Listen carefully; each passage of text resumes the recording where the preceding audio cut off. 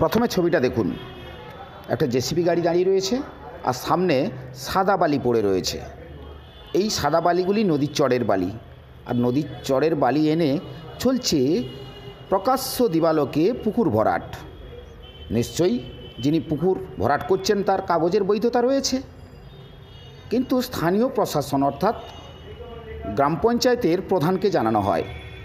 ঘটনাটি কোথায়?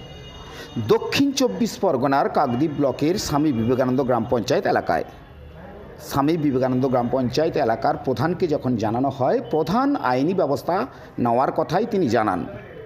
পাশাপাশি রাজ্যের বিজেপির নেতা তিনি ক্যামেরার মুখোমুখি কি জানালেন শুনুন।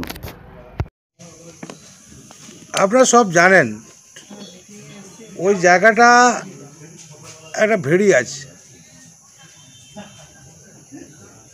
কখনো প্রধানমন্ত্রী, আমাদের রাজ্য সরকার,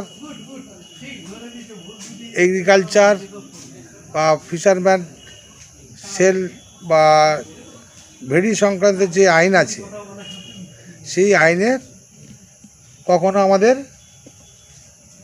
ভরাট করা যায় না। কিন্তু ওখানে যে স্বামী বিবেকানন্দের প্রধান আছেন দেবকুমার দাসবাবু, ওনার বাড়ি থেকে ঢিল ছোড়া দূরত্বে ওই জায়গাটা ভরাট হচ্ছে।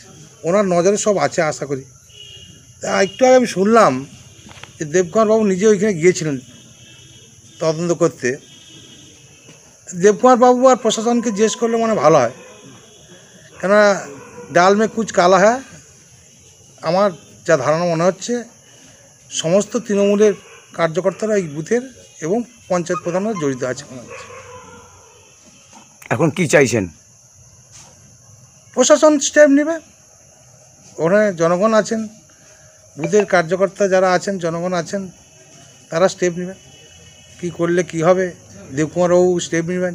উনি প্রধান, ওনার নাকের ডোকায় হচ্ছে জিনিসটা। সঞ্জামিনে উনি তদন্ত করে দেখুক যেটা বলছে সেটা ঠিক কিনা। আপনার নাম? আমার নাম দীপঙ্কর জানা, দক্ষিণ 24 পরগনা বিভাগ কনভেনর।